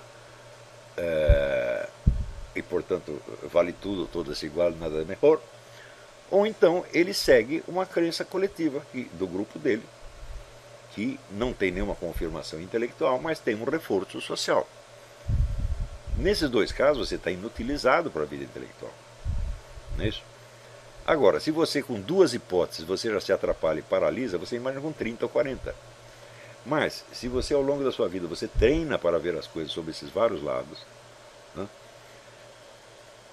Representando o papel, ora de Santo Tomás de Aquino, ora de Aristóteles, ora de Karl Marx, ora do Dr. Freud, etc. Bom, você adquire a flexibilidade para lidar com tudo isso. Né? E isso aqui é a verdadeira formação filosófica. Onde você pode obter isso em alguma universidade? Em nenhuma universidade do mundo, quanto mais do Brasil. Você poderá obter isso, o ensino da filosofia é sempre assim. Você tem um filósofo atuante que está agindo, trabalhando, se esforçando naquele momento, e você, pela convivência com ele, você vai pegando as manhas exatamente como se aprende a lidar com equipamento qualquer. Alguém vai mostrar para você. Então, em algumas universidades pode acontecer, bom, ali dentro tem um filósofo, e não é a universidade que vai ter isso, é a presença daquele sujeito. Por exemplo, os que aprenderam com Eric Wegener aprenderam mesmo. E o que aprenderam com ele vai muito além daquilo que eles podem explicar. É isso? Ou seja, é uma coisa que passa não de um trabalho acadêmico para outro trabalho acadêmico, mas de uma pessoa real para outras pessoas reais. Isso é o ensino da filosofia. Isso foi assim com Sócrates, foi assim com Santo Tomás de Aquino, foi assim com Leibniz, com todo mundo sempre foi assim. Então, aprender filosofia é acompanhar o trabalho vivo de um filósofo vivo e agente. É só assim que acontece. Pode ter, né? Existe o filósofo, existe o Harry Redner, o Leonardo Polo, o Jean-Luc Marion, você tem filósofos bons. Então, se você está perto deles, você vai aprender. Quer vocês conviver coisas na faculdade, quer ser na casa deles. Né? Não tem, o caso, Georg Simmel não podia ensinar na universidade porque eles tinham um problema com o judeu. Então o pessoal ia estudar na casa dele. O Konstantin Neumann, ele foi expulso da universidade, o pessoal ia na casa dele aprender. É isto o que interessa, a convivência com um filósofo atuante, vivo, que está, vamos dizer, lutando com os seus pensamentos naquele momento, que é exatamente o que vocês estão fazendo aqui. É só assim que se aprende. Agora, se você tem um bando de professores, que sejam eruditíssimos, etc., estão te transmitindo cultura filosófica, você não vai aprender filosofia nunca na sua vida. Porque é como você, por exemplo, aprender desenho. Se não tem um professor que está lá olhando o que você está desenhando, ele não vai te corrigir, você não vai aprender nunca. Não é isso? O que importa é a presença real. Você tem lá um modelo na sua frente. Né? Eu estudei na Escola Pan-Americana de Arte, tinha lá uns modelos lindos, peladíssimos. E você tinha que olhar ali e desenhar. Que daí vinha o professor Luigi Neviani e falava, não, está errado, isso não é assim. Eu não tinha percebido que era assim, ele percebeu. Então é isto que vai ensinar você. É a interferência direta de um professor que saiba fazer aquilo que ele está ensinando a fazer. Fora disso, não. Né? Então, tem algum filósofo nas universidades brasileiras? Eu acho que nenhum. Tem um que é o Desidério Murcho, mas ele não vale porque ele é português. Né? Então, é claro, aqueles alunos que estão em volta dele, alguma coisa vão aprender, sem sobre dúvida. Até ele voltar para Portugal, daí acabou a história. Não é isso? Então, bom, por enquanto é isso. Daqui a pouco nós voltamos com as perguntas.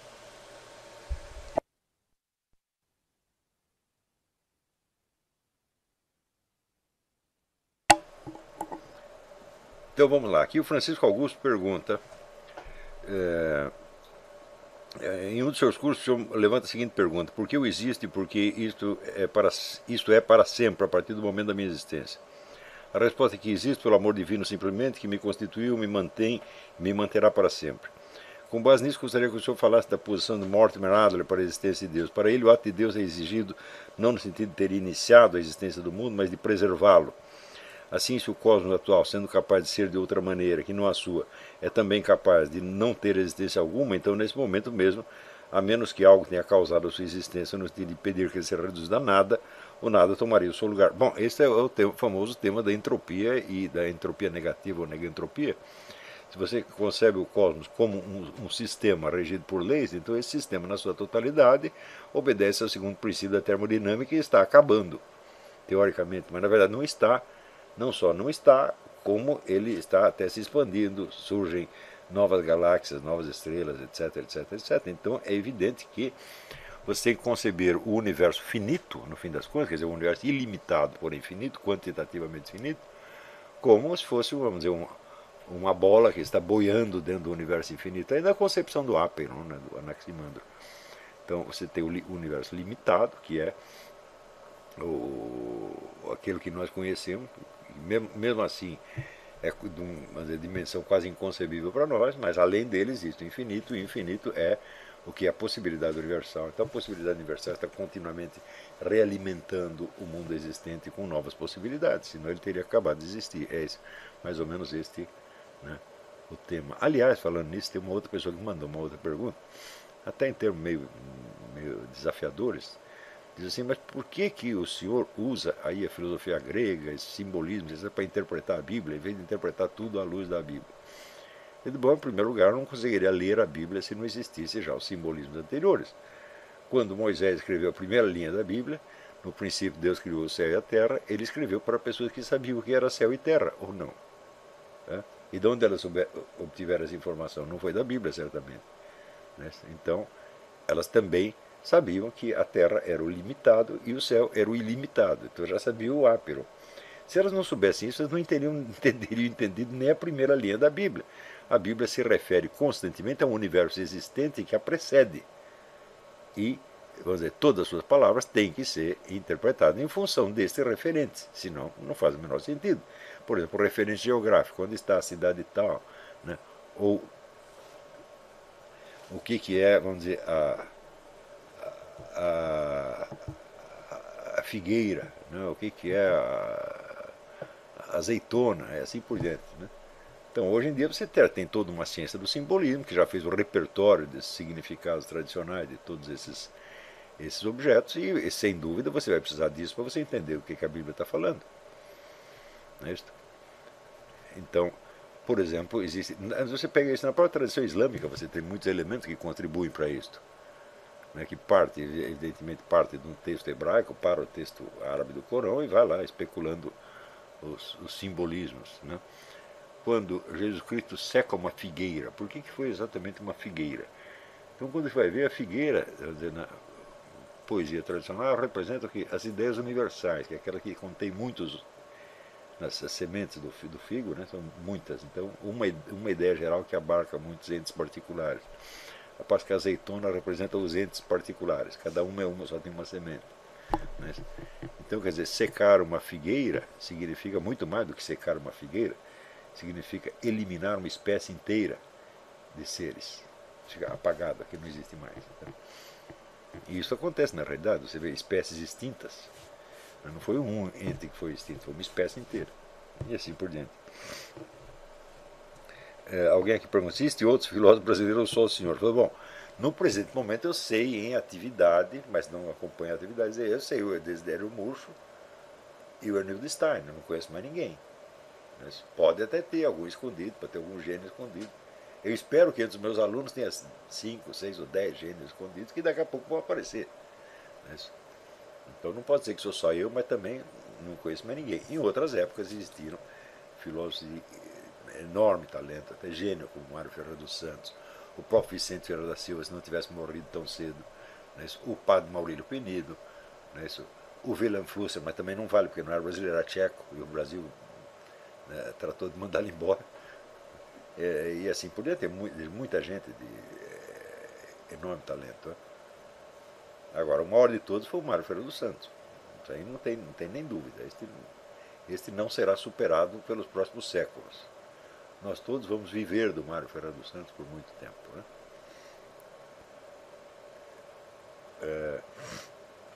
Que José Henrique Clemente disse: professor, tenho nos últimos anos me deparado com grandes obstáculos internos no caminho rumo à vida intelectual, para a qual me sinto, acredito eu, verdadeiramente chamado, apesar de que muitas vezes percebo que isso se confunde com um simples desejo pedante. Tais obstáculos, a que me refiro, são os seguintes: vaidade, impotência, insegurança, desesperança e medo diante das situações banais, como conflitos domésticos, relações com pessoas de interesses diferentes dos meus. Sei que tudo isto, imagino, se deva à minha pouca idade, tenho apenas 17 anos, e à minha burrice, em todos os sentidos, mas em especial no sentido de interpretar e aplicar corretamente os seus ensinamentos, somada a um imediatismo exagerado. Não, mas se você já sabe tudo isso, meu Deus do céu, você está no caminho certo, porque essa tensão, não perca essa tensão, não jogue fora esses conflitos, isso tudo é precioso, é daí que vai sair alguma coisa. Entendeu? Então você manter tudo isso na mão, é o homo pontifex, fazendo ponte entre todas as coisas mais disparatadas e incompatíveis. Então, só nesse parágrafo você mostra que você tem atenção interior suficiente para prosseguir nisso. É só não parar.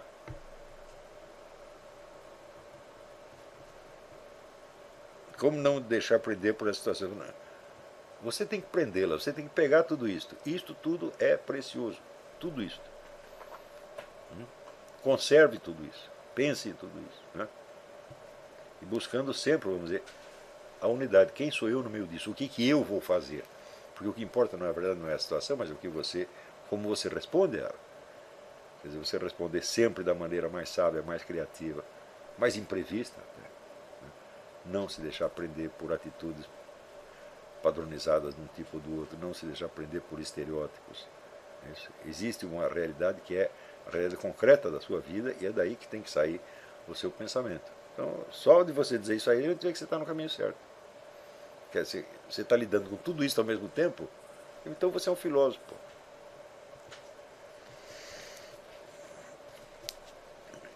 Igor Sabino. Meu professor aqui na Universidade Federal do Piauí passou o semestre todo esquerdando em sua aula, mas sempre me mantive em silêncio por receio de ele me ferrar. No final do período eu o presenteei com um PDF do livro mínimo que você precisa saber para não ser um idiota. Dias atrás ele mandou uma mensagem agradecendo imensamente. Olha, né? Quer dizer, um cretino a menos, um homem honesto a mais, né? De que outra forma poder continuar ajudando? Dê a ele uma matrícula no COF. O que mais você pode fazer? Eu não tenho outras fontes nacionais que eu possa indicar. Infelizmente não tenho. Aliás, eu fiz esse curso porque não havia outras. Né?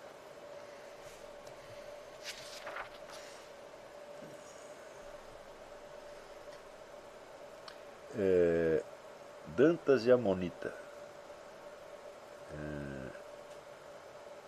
Suponho que seja um casal. Né? Gostaria de saber se o realismo radical do Xavier Zubiri já não desmonta a possibilidade do ateísmo. 100%. 100%.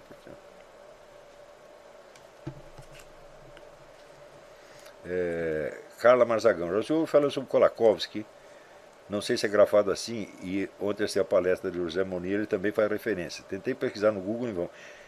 Eu acho que o pessoal grifa Kolakowski com W e com I no final, em vez de Y. Tenta assim que você vai conseguir. Né? Eu sei o seguinte, existe um dos livros mais importantes dele, que é Main Currents of Marxism, Correntes Principais do Marxismo, está traduzido em português, tem uma edição brasileira. Se você procurar, você vai na estante virtual e procura esse título, Correntes Principais do Marxismo, você vai achar o Kolakowski lá. E daí, a partir do modo como estiver grafado o nome Kolakowski na estante virtual, você procura outro livro. Agora, é impossível que o Kolakowski esteja ausente, totalmente ausente do Google, porque é um filósofo muito famoso, muito. Ele, durante um tempo, vamos dizer, o próprio regime comunista polonês o paparicava no começo. Né? Depois começou a espremer, ele teve que sair de lá, veio para os Estados Unidos, para a Inglaterra, sei lá. Caio Mesquita, me deu uma grande ideia, cara. O senhor faria uma retrospectiva do COFER, revendo novamente e resumidamente todos os pontos do curso que o senhor achar mais interessante? Isto é uma tremenda ideia. Eu vou ter que fazer isso algum dia. Eu não sei como ainda, porque são 300 e tantas aulas, eu teria que, pelo menos brevemente, rever cada uma e fazendo uma listinha dos tópicos. Mas eu vou ter que fazer. Obrigado, Caio Mesquita. Isso é uma excelente ideia. Gelsimar Júnior, Santo Agostinho e Max Weber estavam defendendo os interesses da classe dominante, o Gessé Souza também está. Mas é óbvio que está. Né? Ele não pode ser o único sujeito que está falando assim, o único isentão do universo. Né? Todo mundo está enganado, defendendo os interesses da classe dominante, só eu que estou aqui fazendo ciência objetiva. Né? Não é possível isso. Alguém me pede para resumir brevemente o pensamento do Max Weber. Não dá, porque só do ponto de vista... Se você pegar só os escritos metodológicos do Max Weber, já são, vamos dizer, um oceano de sugestões, de ideias, etc. etc. Né? E a grande pesquisa a que ele se dedicou durante a vida foi da relação entre as crenças religiosas e a economia. Só que o pessoal repete muito a ideia da ética protestante e o espírito do capitalismo. Inclusive o Gessé Souza repete isso. De que o capitalismo teria emergido da nova ética protestante, que era uma ética que privilegiava a ideia do trabalho, da vocação, essa coisa toda. Essa teoria foi confirmada? Não, nunca. O R.H. Tawney, no livro A Religião e o Espírito do Capitalismo, ele desmente essa teoria. Ele diz que tem outros aspectos. Também o Weber ele não se limitou a estudar isso, tal como aparece na Europa. Ele estudou a religião da Índia e da China, tentando encontrar a solução para o problema. Qual é a conclusão final? Nenhuma. Ele levantou a pesquisa, ele nunca chegou a provar nem desprovar a teoria, mas vale, vamos dizer, como um exemplo de cientista muito sério, muito devotado, tá certo? Muito honesto, sempre.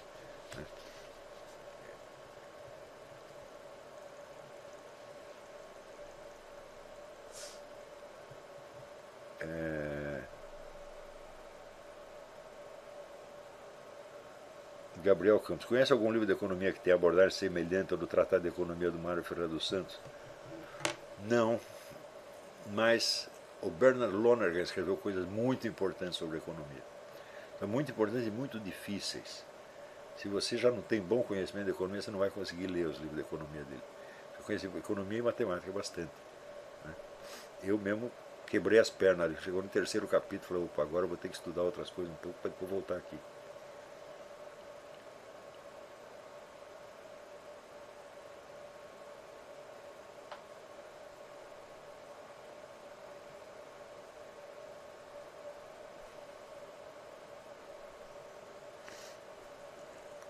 Wanderson Pereira, se a coroa de espinhos é uma zombaria satânica, os protestantes estariam corretos a afirmar que a imagem de Cristo crucificado é um símbolo católico de mau gosto, ou até a zombaria satânica? Fala, como? Você não está fazendo a zombaria satânica, você está contando que ela foi feita. Não é isso?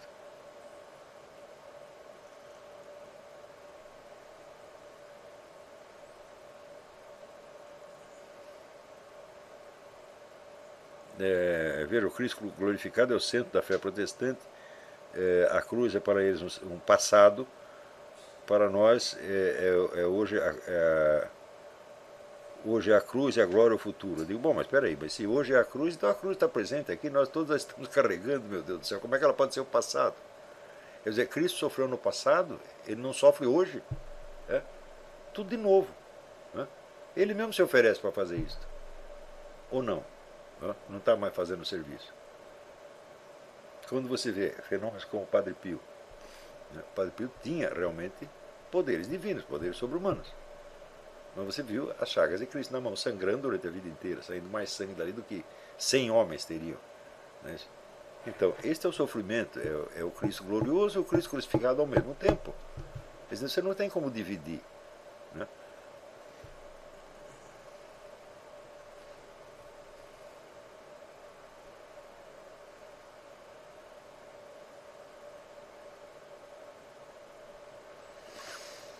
Não, tudo bem.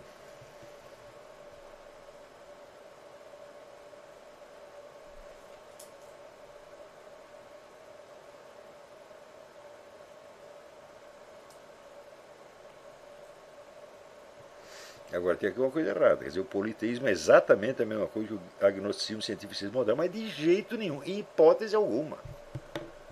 Em hipótese alguma. Quer dizer, você dizer que acreditar em muitos deuses é a mesma coisa que não acreditar em nenhum? Não faz o menor sentido. Por quê? Porque você vê em todos os deuses das várias mitologias, você vê traços que depois reaparecem no Cristo. Você pega o livro do Louis Chamonix-Lassalle, Bestiaire de Christ, que é o arquiteto que desenhou e explicou todos os símbolos animais que representavam o Cristo na arquitetura medieval. E você vai ver que cada símbolo daquele está associado a uma propriedade do Cristo e também a deuses antigos. Todos eles simbolizavam, por exemplo, a águia simbolizava Júpiter, mas ela também significa alguma propriedade do Cristo e assim por diante. Quer dizer, é como se o politeísmo estivesse vendo vários pedaços, vários estilhaços de coisas que eram perfeitamente reais. Quer dizer, que eram qualidades divinas, evidentemente. Só que não tinha um que condensasse todas. E mesmo que condensasse mais, que era Júpiter não era um deus criador, afinal de contas, era apenas um mantenedor. Então, eu acho que sem esses milênios de cultura politeísta, a mensagem cristã simplesmente não seria compreendida. Isso eu até já expliquei. Por que a mensagem monoteísta foi em primeiro lugar para os judeus? É porque os judeus eram uma comunidade pequena, com uma continuidade histórica, com uma memória histórica muito aguçada, passando de geração em geração pela tradição profética. Tá certo? Então, para Deus estabelecer um diálogo com uma comunidade, era preciso que essa comunidade tivesse este tipo de continuidade histórica, de consciência histórica, vamos dizer, unitária ao longo dos tempos, o que você não observa em parte alguma.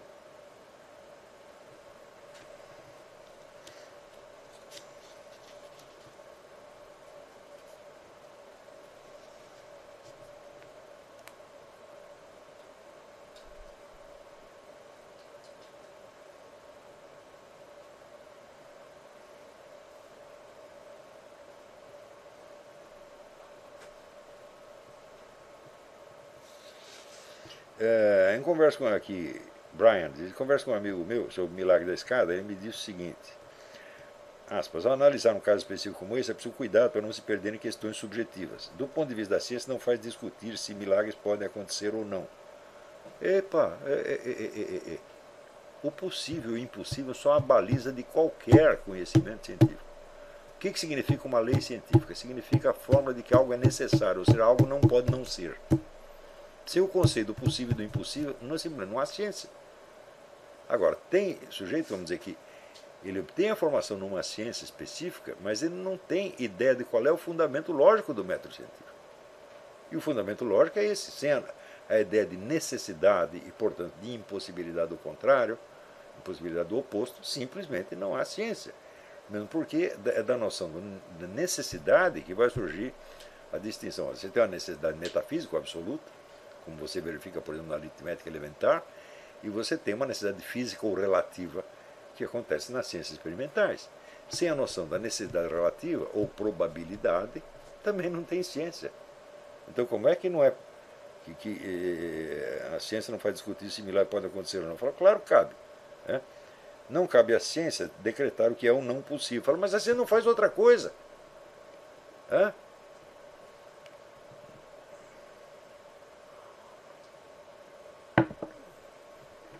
Pronto, se você atestou que algo aconteceu uma única vez, você afastou a impossibilidade daquilo para sempre. Não tem outro jeito. Os cientistas devem trabalhar segundo determinadas regras que constituem o método científico. Então, o método permite que acadêmicos do mundo inteiro analisem de alguma forma rigorosa e objetiva o trabalho feito por outro e até dupliquem os experimentos realizados. E o ônus da prova é sempre de quem apresenta a hipótese, nunca o contrário. Fala, mas o que isso tem a ver com o que nós estamos discutindo? Hã? Quer dizer, isso é uma objeção? Eu digo, bom, se você tem uma definição clara do que você entende como Deus, e se você se mete numa discussão sobre a existência ou inexistência de Deus sem ter esse conceito, você é um irresponsável. Hã?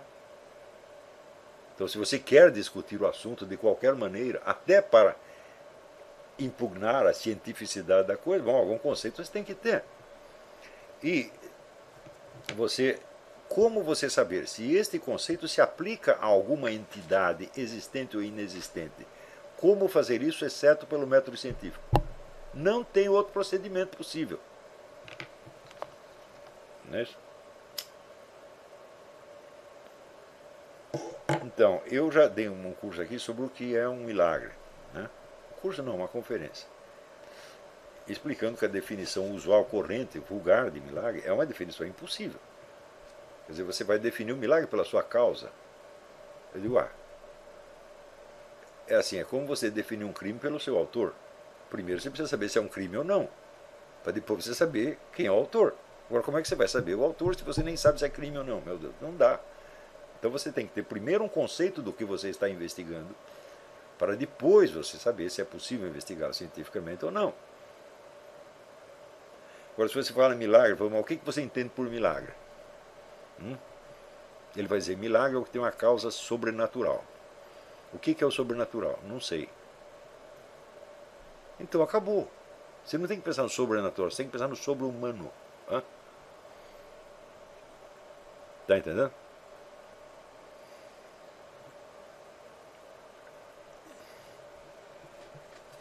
Você veja, os antigos eles admitiam a existência de deuses que eram ao mesmo tempo forças naturais.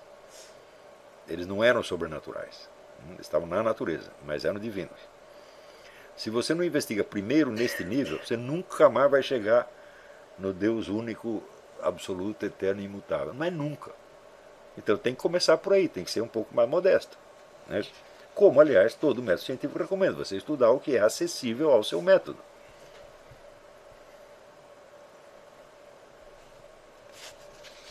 Quer dizer, o que o cara está falando aqui são assim, vulgaridades de qualquer manualzinho de método científico diz isso, o cara acredita, mas ele não tem nem mesmo a ideia. Fala, quer dizer, a ciência não discute se algo é possível ou não, ela não faz outra coisa o tempo todo. Né? Quer dizer, você acha que a ciência se compõe de fatos? Não, a ciência é você ordenar fatos em função da sua possibilidade ou probabilidade. Sem a noção de necessidade, a própria concepção de lei científica não existe. Então, a ciência não é fatos, elas são fatos ordenados de acordo com a sua possibilidade ou impossibilidade, portanto, de acordo com a sua probabilidade também. Sem isso, não há ciência. Quer dizer, uma mera coleção de fatos não forma ciência. Como se você diz que existe uma regularidade natural em qualquer coisa. Por exemplo, existe uma regularidade no ciclo da gestação. Não é isso? O ser humano é geralmente 9 meses. Não tem ninguém que teve uma gestação de 10 anos, nem de 10 minutos. Então você tem uma regularidade que deve se repetir estatisticamente. O que é isso? Você está ordenando os fatos em função de uma norma de probabilidade. Não é isso? Você não está dizendo que é impossível ter uma gestação mais longa ou mais curta, mas que com probabilidade será de tanto, em média.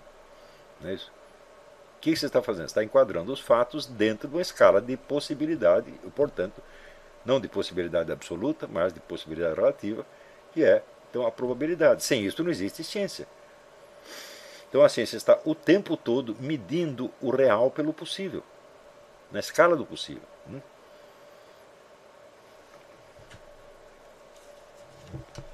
Sem a noção, vamos dizer, da impossibilidade, portanto da necessidade, e portanto necessidade absoluta ou necessidade relativa, não existe ciência em hipótese alguma. Quer dizer, como é que o cara diz um treco desse, porra? Ele nunca parou para pensar qual é a base lógica do método científico. Quer dizer, ele pega o método científico tal como aprendeu no manual e acha que é a aplicação daquilo.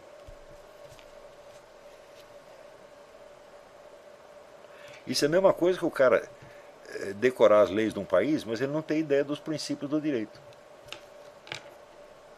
Quer dizer, só sabe a parte material, que é o subproduto enésimo subproduto, mas não sabe o fundamento da coisa.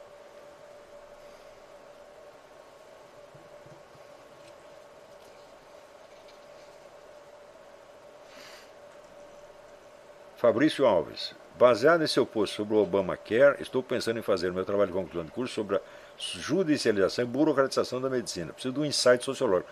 Converse com o Hélio Angotti Neto, que já está investigando isso faz tempo, deve ter muita coisa para te ensinar, vai te ajudar muito nisso.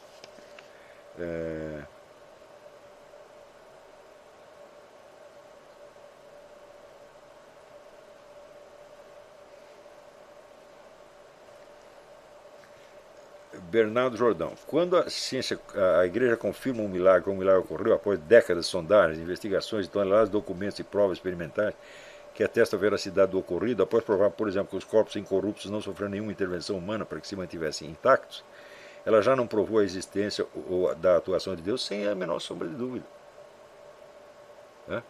Agora,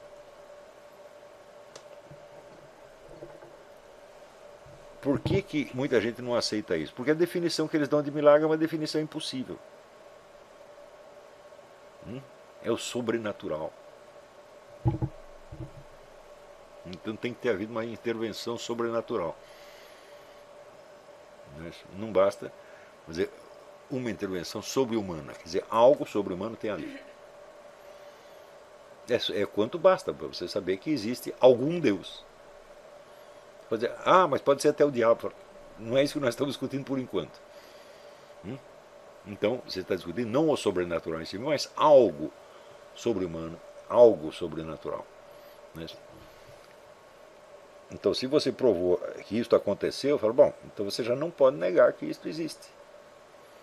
Agora, você dizer, mas um dia teremos uma explicação física.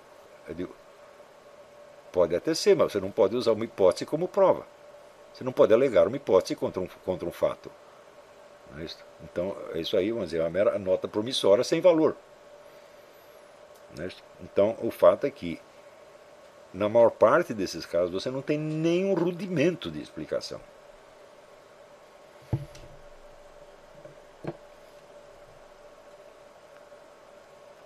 Então, o que você verifica nesse caso é apenas uma má vontade, quer dizer, o medo de que essas coisas sejam verdade. Eu tenho uma hora de pavor disso aí.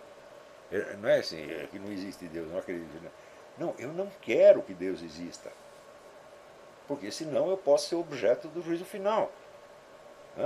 E daí talvez eu tenha que mudar minha conduta. E isso é uma coisa horrível para mim. É muita humilhação, eu não quero. Então é isto, não é que o sujeito não acredita que Deus existe, e nem que ele tenha raiva de Deus, ele tem maior terror, pânico. Quer dizer, é um fundo evidentemente irracional. Qual é o problema de se Deus existir? E daí? Qual é o... Por que você achar que você rejeitar esses fatos em nome de hipóteses é muito científico? Por quê? É uma coisa tão absurdamente ilógica que, assim, deveria ser rejeitado na primeira aula de método científico. Você não sabe o que é método científico. No caso, por exemplo, dos corpos incorruptíveis, o elo é muito mais difícil, mas no caso, vamos dizer, do milagre realizado imediatamente em resposta a uma prece, fica muito mais fácil, não fica? Bom, alguém fez a menina sem pupilas enxergar, que é uma coisa humanamente inalcançável, tá certo? Então alguém, pode ter sido o Padre Pio, então o Padre Pio é Deus, pô. E daí? Qual é o problema do Padre Pio ser Deus? Jesus não disse que vocês vão fazer coisa até mal do que eu fiz? Então não tem novidade nenhuma. O que você não pode negar é que algo divino teve ali. Não é isso? Ah, então prova que. Só que você faz isso, daí o nego já pula assim. Então prova que esse fez o mundo. Eu falo, meu Deus, mas a prova que Deus fez o mundo é muito mais complexa do que dizer que ele curou a meninas que não tinha pupilas, né? Nós temos que ir por partes. Agora, que método científico, raio de método científico é esse? Que já quer partir para a pergunta última. Em nenhuma área de ciência se faz as perguntas últimas. Você faz as perguntas acessíveis ao seu método. Por que nesta área você quer o contrário? Então você me prova que Deus fez o mundo, eu não vou acreditar nele. Então você não precisa acreditar no Deus onipotente e eterno. Você acredita em algum Deus. É assim que começa. A humanidade começou assim. Por que você vai querer saltar etapas? Você acha que você é tão mais inteligente que os gregos e os romanos? Do que os chineses, do que os hindus? Você acha mesmo? Você vai pegar civilizações inteiras e jogar tudo no lixo? Ah, eles eram os bárbaros, politeístas, etc, etc. Está brincando comigo, pô? Se você não consegue nem entender as divindades do politeísmo, você está abaixo deles. Né? Você não serve nem para ser um civis romanos.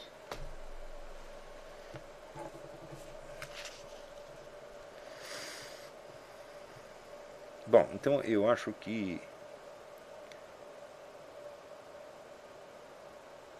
Bom, tem muitas perguntas interessantes aqui, mas não dá mais.